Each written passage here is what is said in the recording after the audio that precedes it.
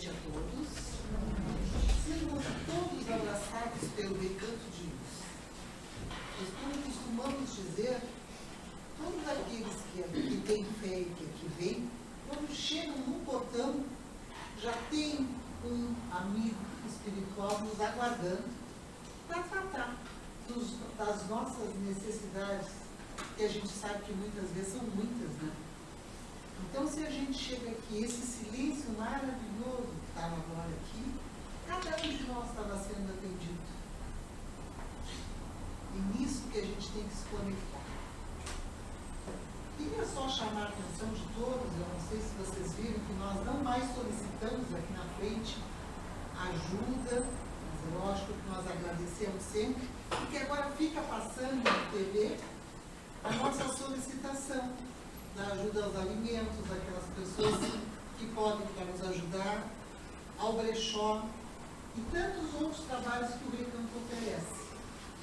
Certo? Então vamos começar fazendo uma oração por todos nós que aqui estamos e que necessitamos disso, a oração do perdão. Seja você quem for, desta vida ou da outra vida, que eu magoei a você, e você me magoou, que eu prejudiquei a você e você me prejudicou, por pensamentos, palavras e obras como filhos de Deus, eu me perdoo e perdoo a você. Rogo sinceramente por sua felicidade. Seja cada vez mais feliz. Deus, através de seu infinito amor, perdoa os erros de todas as pessoas. Da mesma forma, Deus nos perdoa. Deus nos abraça e nos envolve. Que assim seja. Então, hoje, o nosso estudo dessa noite está com a nossa amiga Denise.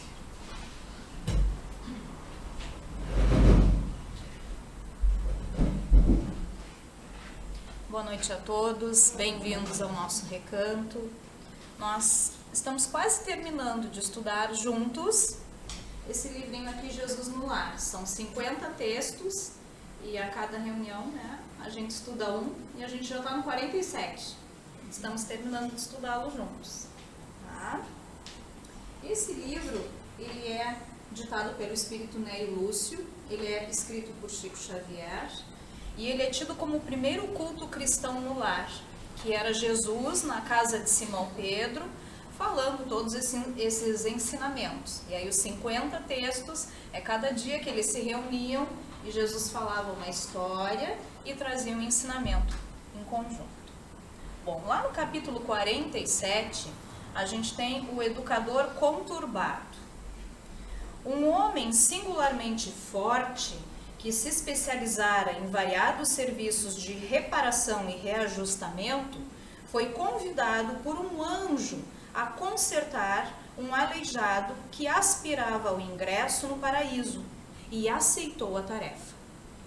Avizinhou-se do enfermo de martelo em punho e, não obstante os gritos e lágrimas que a sua obra arrancava do infeliz, aprimorando-o dia a dia, cumpriu o prometido. O mensageiro divino, satisfeito, rogou-lhe a contribuição no aperfeiçoamento de uma velha coxa, que desejava ardentemente a entrada na corte celeste. O trabalhador robusto, indiferente aos gemidos da anciã, impôs-lhe a disciplina curativa e gradativamente colocou-a em condições de subir às esferas sublimes. O ministro do Alto, jubiloso, solicitou-lhe o concurso no refazimento de um homem chagado e aflito, que anelava a beatitude edênica, os jardins do Éden. Né? O consertador não hesitou.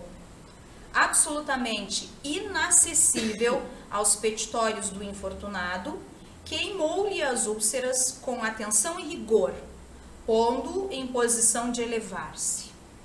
Terminada a tarefa, o anjo retornou e requisitou-lhe a cooperação em benefício de um jovem perdido em maus costumes. O restaurador tomou o rapaz à sua conta e deu-lhe trabalho e contenção, com tamanho tirocínio que em tempo breve a tarefa se fazia completa. E assim, o emissário de cima pediu-lhe colaboração em diversos casos complexos de reestruturação física e moral. Até que um dia, o emérito educador, entediado da existência imperfeita na Terra, implorou ao administrador angélico a necessária permissão para seguir em companhia dele na direção do céu. O embaixador sublime revistou-o minuciosamente e informou que também ele deveria preparar-se com vistas ao grande cometimento. Mostrou-lhe os pés irregulares, os braços deficientes e os olhos defeituosos, e rogou dessa vez que ajustasse ele a si mesmo, a fim de elevar-se.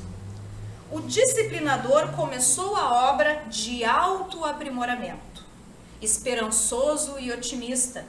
Entretanto, o seu martelo lhe feria agora tão rudemente a própria carne, que ele, ao invés de consertar os pés, os braços e os olhos, caiu a contorcer-se no chão, desditoso e revoltado, proferindo blasfêmias e vomitando injúrias contra Deus e o mundo, quase paralítico e quase cego. Ele mesmo não suportara o regime de salvação que aplicara aos outros, e o próprio anjo amigo, ao reencontrá-lo com extrema dificuldade, o identificou. Tão diferente se achava. Findo o longo exame a que submeteu o infortunado, o mensageiro do Eterno não teve outro recurso, senão confiá-lo a outros educadores, para que o reajustamento necessário se fizesse com o mesmo rigor salutar com que funcionara para os outros, a fim de que o notável consertador se aperfeiçoasse convenientemente para então ingressar no paraíso. E Jesus terminou dizendo: usemos paciência e amor nas obras de corrigenda, porque para cada espírito chega sempre um momento em que deve ser burilado com eficiência e segurança para a luz divina. Então, meus amigos, lendo este texto, a gente pode refletir sobre 3 aspectos. O primeiro é que, embora nós sejamos individualidades, nós temos muitas coisas em comum. Nós temos todos as imperfeições que carregamos. No texto, isso foi colocado de uma forma figurada, foi colocado as imperfeições físicas e também temos as nossas imperfeições morais. Mas o que o texto realmente quer nos dizer é que somos todos pessoas com deficiência. Ninguém é anjo, porque se um de nós aqui fosse anjo, a gente estaria em outras esferas fazendo outras tarefas. Ou a gente seria tão diferente dos demais que naturalmente estaríamos identificados no meio de todos. Então nós somos pessoas únicas, pessoas ímpares, individualidades, cada um com a sua trajetória, cada um com as suas vivências, cada um com o seu caminho, mas nós somos muito semelhantes. Somos todos seres humanos, sentimos todos as mesmas dores, todos nós sofremos, todos nós temos medo, todos nós temos esperanças, todos nós temos fé, todos nós temos coragem para buscar algum sonho, todos nós temos sonhos. E qual é a reflexão, então, que a gente pode retirar disso? É que todos nós temos um propósito de vida. E a gente recebe ferramentas para executar esse propósito, mas são ferramentas diferentes.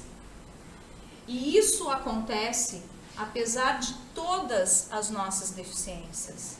Não importa o quanto ainda precisamos nos aprimorar, não importa o quanto nós precisemos ainda reajustar ou adaptar no nosso caminho.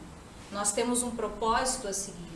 E ele está expresso através das nossas escolhas.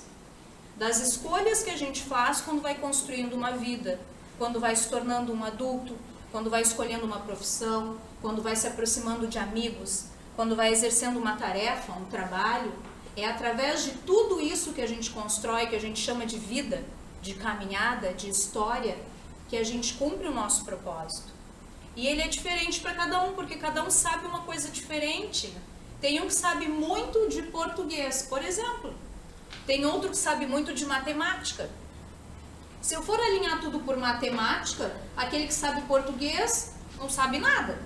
Então ele não é capaz de fazer nada, ele não é capaz de escrever um livro, ele não é capaz de ser jornalista, ele não é capaz de ir para a área das letras e fazer coisas incríveis com as palavras. E se eu olhar só para o lado das palavras e das letras, então aquele que trabalha com números não sabe nada. Ele não é capaz de fazer nada.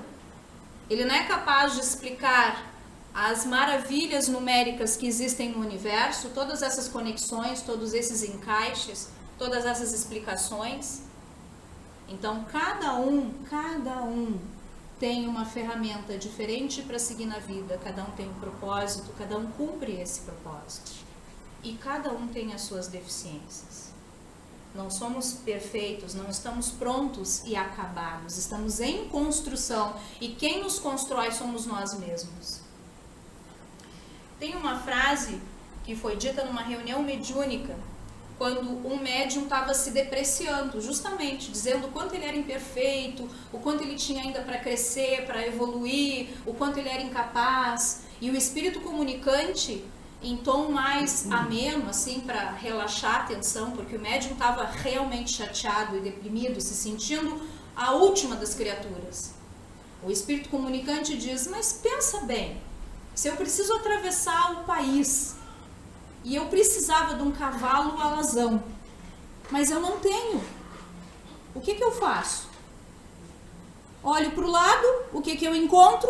Um burrinho. Aí eu pego, monto nesse burrinho, será que eu consigo atravessar o país? Consigo, só que eu vou demorar mais, o burrinho é teimoso, ele vai empacar, né? Ele vai querer parar para descansar, vai querer parar para comer, ele não vai me obedecer, mas em algum momento a gente chega lá. E assim somos nós.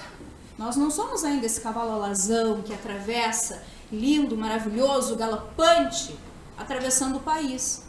Nós somos esse burrinho, que tem as suas limitações, né? Que tem os seus sentimentos, as suas tendências, as suas teimosias, não enxerga, não percebe, não compreende algumas coisas, mas a gente não é capaz de caminhar. Apesar disso, além disso, não somos todos capazes de seguir adiante, de cumprir um propósito? Sim. Então a primeira grande lição que esse texto nos traz é a lição da humildade. O que é humildade? Não é me colocar acima dos outros como o melhor de todos, o mais apto, mas também não é me inferiorizar e me colocar lá embaixo, porque eu não tenho certas qualidades, porque eu não tenho certas aptidões. Um historiador falou que a gente só olha para aquilo que não tem, que a gente deveria também olhar para aquilo que eu tenho e aprimorar o que eu já tenho de facilidade. E aí é que está a lei do equilíbrio, e aí é que está a humildade. Ser humilde é estar em equilíbrio, na simplicidade. É eu saber tudo que eu sou e saber tudo que eu ainda não sou, ou que eu ainda não tenho. É me olhar verdadeiramente e me despir do orgulho e da falsa modéstia, e enxergar quem eu sou de verdade. E quando a gente se enxerga de verdade, a gente consegue se ver nos outros, porque somos todos semelhantes. Somos todos seres imperfeitos em busca da perfeição. Nós temos o mau costume de nos sentirmos superiores aos nossos irmãos, porque a gente compara a aparência, a gente compara a moralidade, a gente compara o que um faz. Eu tenho um amigo meu que é ateu, não acredita em nada, é um absurdo, mas ele vive dentro do orfanato ajudando, ele vive dentro do hospital ajudando, Ele não se nega a nada. Tudo que batem na porta da casa dele, ele ajuda. Eu não faço essas coisas. Mas aí o que eu faço? Por exemplo, né? Eu venho para a casa espírita e eu auxilio aqui da forma que eu puder. Tudo que eu estiver apta para fazer. Quem é o melhor? Existe o melhor? Dá para comparar? Quem é mais ou quem é menos? Todos somos importantes na engrenagem da vida. Não existe mais e nem menos. Nós não somos ninguém para julgar os outros. A gente usa os nossos parâmetros, a nossa régua, os nossos valores, e é claro que sempre vai ter um melhor e um pior, através dos meus olhos. Como através dos olhos dos outros, eu posso também estar acima e estar abaixo. É injusto, é algo que não tem fim, nunca. É uma corrida sem ganhadores. Humildade é a virtude caracterizada pela consciência das próprias limitações, é a modéstia, é a simplicidade. Nós temos que abraçar a nossa vida, aproveitar todas as oportunidades que ela nos traz, ajudar as pessoas em tudo que a gente puder, que tiver ao nosso alcance. Trabalhar bastante, a lei do trabalho, né? Trabalhando a gente evolui, trabalhando a gente aprende, trabalhando a gente aprimora, tem N tipos de trabalho. Nem todos são remunerados, mas tudo é trabalho, tudo é tarefa digna, tudo é. E a gente não pode nunca diminuir o nosso irmão e se projetar sobre ele, para que a gente fique mais engrandecido ainda. Essa é a lição da humildade. Quem somos nós para chegar e ditar para o outro o caminho que ele tem que seguir, a forma como ele tem que se emendar? Cada um tem um caminho diferente, cada um tem uma necessidade diferente. E como somos todos deficientes, físicos e morais, precisamos fazer ajustes, porque ainda somos individualidades. Ainda somos. E o que se aplica para um, não pode ser aplicado para outro. Tem que haver adaptações, porque cada ser também é único. Mas o objetivo é o mesmo para todos nós. Nós somos o mundo, nós movemos a vida juntos. Nós construímos histórias, nós participamos da dinâmica do universo e nós precisamos observar quem somos verdadeiramente, porque isso é que traz o autoconhecimento, isso que faz a gente se ajustar e buscar o aprimoramento necessário e evoluir verdadeiramente. Essa é a grande lição, a primeira que esse texto nos traz, mas não é a única, né? A gente também pode ler esse texto e pensar em outra reflexão, porque aquele nosso amigo, o educador conturbado, além de se sentir no direito de ir lá corrigir os outros, e a humildade lhe faltou, não é verdade? Ele também era tirano, está escrito no texto. Ele tinha pouca ou nenhuma compaixão no burilamento dos seus irmãos, apesar deles chorarem, deles se contorcerem, deles suplicarem, é como se ele não escutasse, ele era totalmente indiferente. E o que estava faltando no coração desse educador? Educador, olha que palavra significativa. Além da humildade, o que lhe faltou? Empatia.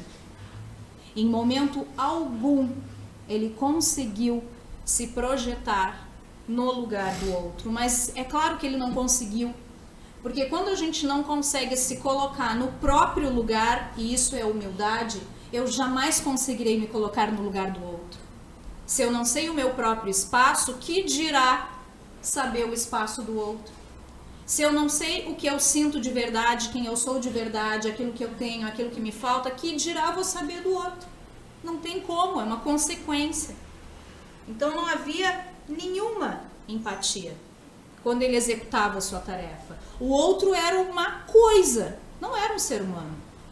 Empatia é a capacidade de se identificar com a outra pessoa. Quando eu enxergo ali na minha frente um outro ser humano, de verdade, aí eu consigo me identificar, ele é igual a mim, né? Ele é semelhante. Se eu espetar, vai doer. Isso é empatia. De sentir o que o outro sente. E olha que interessante, de querer o que o outro quer. De que forma você quer o seu caminho de burilamento? Porque é necessário que você melhore. Mas você quer que seja sofrendo, com tirania, com angústia? Será que não existe um espaço para um pouco de empatia para essa trajetória? Será que não podemos ser educadores com empatia? Como é que eu estendo a mão para ajudar uma pessoa?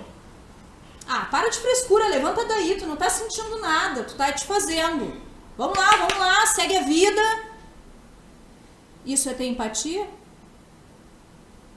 Ou se eu vejo alguém se desmanchando na minha frente, destruído, se eu estender a mão porque eu tô quase chorando, porque, meu Deus, eu tô me sentindo sentada ali no lugar dele. Eu tô tão angustiada, triste, deprimida quanto essa pessoa. E se eu estendo a mão para essa pessoa? E se eu agarro a mão dessa pessoa como eu gostaria que alguém agarrasse a minha mão? E se eu olho para essa pessoa como eu gostaria que alguém me olhasse? Será que não podemos ser um pouco mais empáticos uns com os outros, quando a gente tenta ajudar, quando a gente tenta se conectar? Existe conexão sem empatia? Será?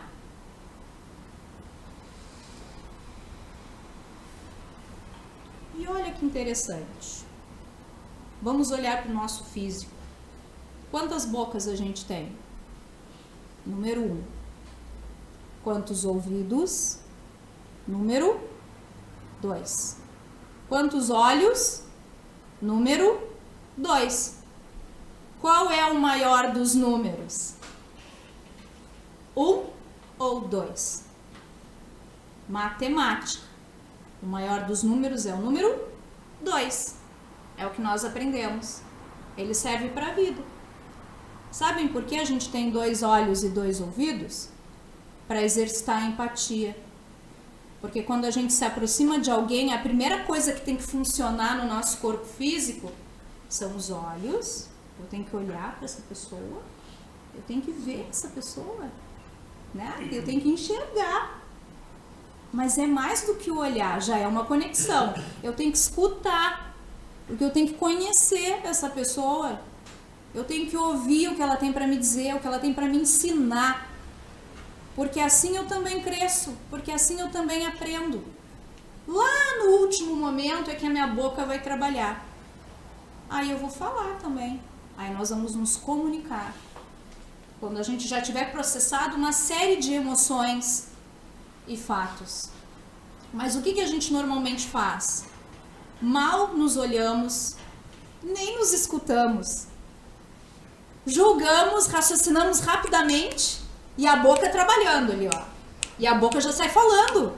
O que a gente nem sabe. A gente nem sabe, não sabe nem da gente, vai saber do outro. Nem conversei, não escutei, nem olhei. Que blusa ele tava? Gente, me passou despercebido, não olhei direito para a pessoa. Então, olha que interessante, né? Essa reflexão que o texto nos traz. Antes de qualquer interação com as outras pessoas, olhe para a pessoa de verdade, olhar de verdade. Não é assim, olhei, já vi, tem um monte de gente aqui. Olhar de verdade é olhar nos olhos. E escutar. Empresta o teu ouvido. Olha, quase 100% das pessoas que estão em sofrimento, elas querem que tu escute. Só olha para elas. Não precisa nem dizer nada. Não diga nada. Olha, não sei nem o que te dizer, então não diga. Só fica aqui do meu lado, só olha para mim.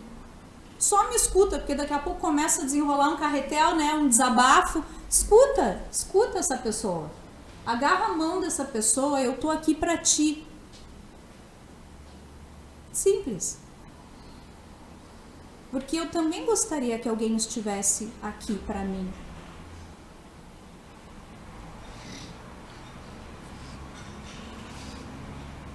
Dentro da nossa própria arrogância, de pensar rapidamente, de falar rapidamente, a gente perde oportunidades valiosas de conhecer as outras pessoas, de olhar para os seres humanos que estão à nossa volta, de aprender milhares de coisas com eles, né? E nos falta humildade. E por consequência também nos falta empatia. Esse irmão que está do meu lado, ele tem algo que eu não tenho. Então ele pode me oferecer um aprendizado, um ensinamento, uma orientação que eu não sei. E é nessas trocas que nós vamos caminhando juntos e vamos nos burilando, como diz o texto, e a gente não precisa se machucar ou ser veemente para fazer isso, né? Quando um avô ou uma avó senta com o neto para conversar, escuta aqui a avó vai conversar contigo. Para aí, vamos conversar, né? Precisa ser firme, ser rude, vamos conversar. Não, escuta, para aí, só um pouquinho, escuta a avó. Isso é também educar. Isso é ter empatia. Nós precisamos nos escutar. As nossas crianças precisam ser escutadas. É claro que elas precisam ser educadas. É claro, a gente sabe disso. Mas elas também precisam ser escutadas, porque a gente precisa saber o que está lá dentro da cabecinha para a gente poder direcionar. E às vezes a gente nem sabe o que está dentro da cabecinha e já direciona. A gente não escuta, não sabe o que está lá dentro daquele coraçãozinho, a angústia que está vivendo, do adolescente, do adulto, porque a gente cresce, mas a gente continua tendo sentimento, a gente continua tendo angústias, aflições, dúvidas, a gente continua tendo a necessidade de ser escutado.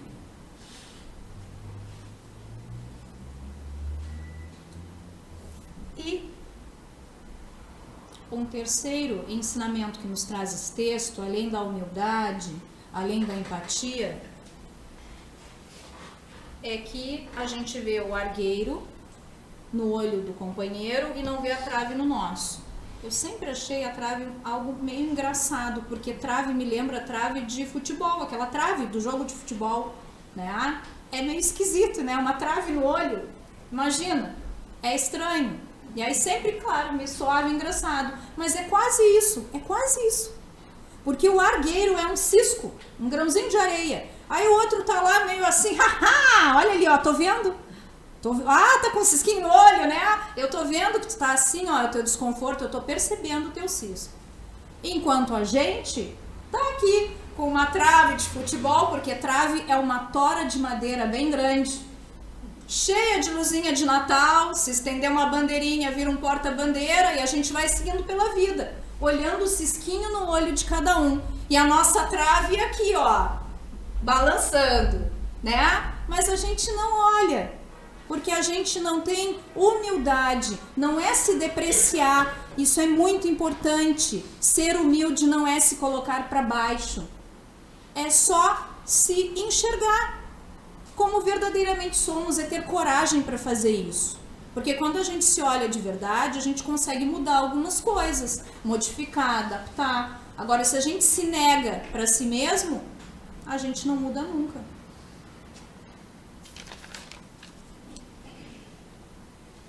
E aí a terceira palavra que o texto nos traz é que nos falta a capacidade de acolher. Como nós não temos humildade, que nos falta muitas vezes, porque hoje a gente se coloca lá em cima como os melhores ou lá embaixo como os piores, tem que ter o equilíbrio, também a gente fica desequilibrado na hora de ter empatia.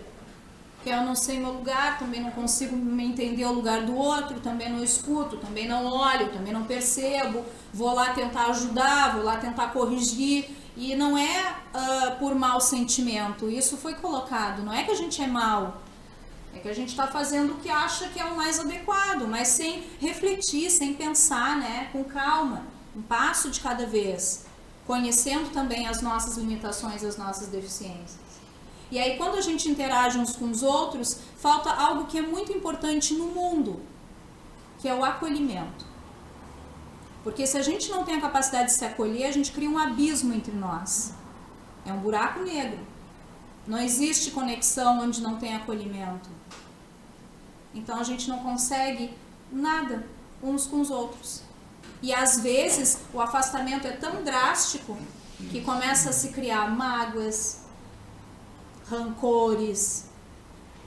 E aquele buraco vai aumentando, aquele distanciamento vai aumentando, porque a gente não se olha, porque a gente não se escuta, porque a gente não se acolhe. Outro dia, dando um exemplo, eu fui na veterinária com a minha cachorrinha, que tá dodói, precisou se operar. Nunca passou por isso. E aí, claro, quem tem cachorro, bicho de qualquer tipo e acolhe seus bichinhos, a gente é apaixonado pelos bichinhos da gente, né? Quem gosta, tá? Tem quem não goste, não chega muito perto, tá tudo bem, né? Mas tem quem goste. Então, a gente fica assim, angustiado, né? Ai, será que vai ficar bem? Será que vai dar tudo certo? E aí, para ilustrar, quando eu cheguei na veterinária com a minha cachorrinha, que estava meio assustadinha, e eu estava lá também meio assustada, não sei o que era, que estava mais arrepiada, né? Gente, que atendimento lindo, que pessoa linda.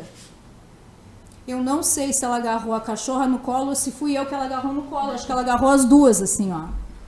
Porque eram umas ouvidos para escutar tudo, e era olhos distribuídos para os peludos e para mim. E eu saí dali com uma paz no meu coração. Olha que eu estava nervosa, porque em cirurgia tudo pode acontecer. Mas eu saí com uma coisa esquisita que era boa, era uma paz no meu coração. Eu fui para casa tranquila.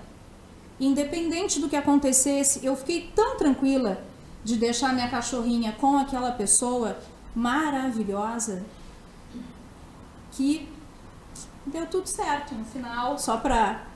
a curiosidade fica, né? Aí a cachorrinha voltou para casa toda alegre também, toda feliz. E aí a gente, como mãe, gosta que tratem bem os nossos filhos, né? Então, mas nós interagimos entre nós. Então a gente também tem que se acolher dessa forma. A gente tem que se agarrar no colo de alguma forma, de alguma maneira, né? Cada um vai ter um jeito, é isso que a gente tem que observar. A maneira que tu acolhe uma pessoa não é a maneira que tu acolhe a outra. Não é uma regra geral, né? Não é exato dessa forma. O que um precisa não é o que o outro precisa. Então nós estamos aqui para caminhar juntos, para nos burilarmos. Em que sentido? Porque a gente se ensina uns para os outros, a gente se acolhe, a gente se ajuda, a gente se empurra para frente, assim, vamos lá, tô contigo, vamos juntos, né? Mas tem que ter essa capacidade de conectar, porque se a gente não se conectar, não se chega a lugar nenhum. Nós estamos todos juntos e ao mesmo tempo estamos todos sozinhos, e isso é muito triste, porque a gente sabe que sozinhos a gente não chega a lugar nenhum, não chega, somos seres sociáveis, nós precisamos realmente uns dos outros. Então que a gente possa repensar nas nossas trajetórias, sem nos engrandecermos e sem nos colocarmos lá no fundo do poço. Porque nós temos inúmeras qualidades, nós somos pessoas incríveis, todos nós somos, cada um com a sua qualidade diferenciada. E termos mais humildade, porque é um carinho que a gente tem com a gente mesmo. Isso é se dar carinho, ser humilde. É se olhar, vamos corrigir isso, vamos repensar aquilo ali. É como se eu estivesse me acolhendo. Eu estou conversando comigo mesma ao ser humilde. Eu estou olhando para mim mesma com empatia. Olha que louco, mas é verdade. Então a gente tem que ser humilde, a gente tem que interagir com empatia, saber que às vezes o outro não está de frescura, ele está sentindo aquela dor. Talvez para mim não seja significativa, ou nem está doendo em mim, porque aí brincam, né? Eu não estou sentindo nada, está doendo? Ué, não doeu em mim, mas não vai doer em mim, está doendo nela. Então ter empatia, de se colocar no lugar do outro e de acolher o outro. Que nós possamos ser seres humanos, humanizados, cada vez mais humildes, cada vez mais empáticos, cada vez mais acolhedores. É isso que nos convida a doutrina espírita. Uma boa noite a todos.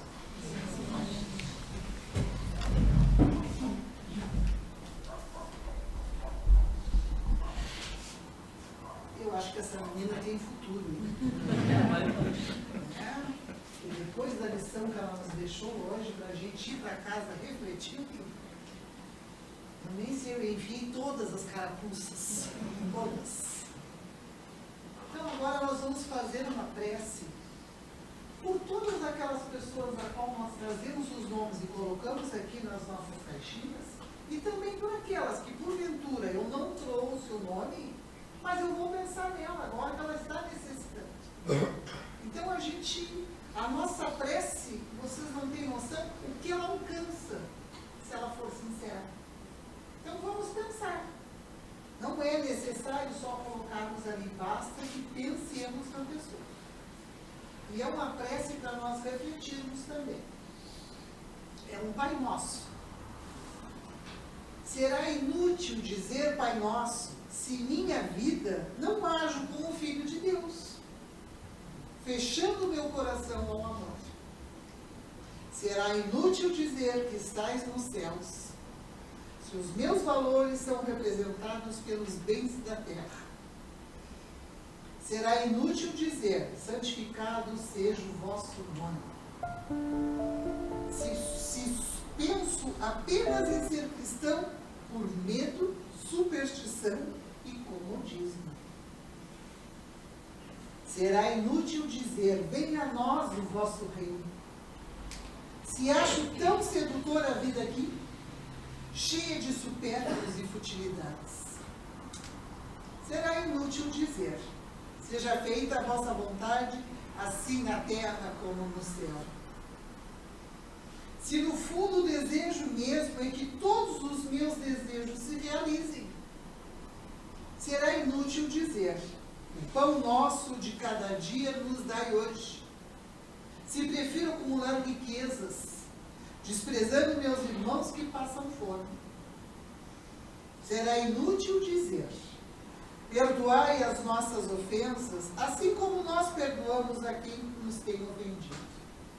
Se não me importo em ferir, injustiçar, oprimir e magoar os que atravessam o meu caminho. Será inútil dizer, e não me deixes cair em tentação. Se escolho sempre o caminho mais fácil, que nem sempre é o caminho de Deus. Será inútil dizer, livrai-nos do mal. Se por minha própria vontade procuro os prazeres materiais, e se tudo o que é proibido me seduz, será inútil dizer amém. Porque sabendo que sou assim, continuo me omitindo e nada faço para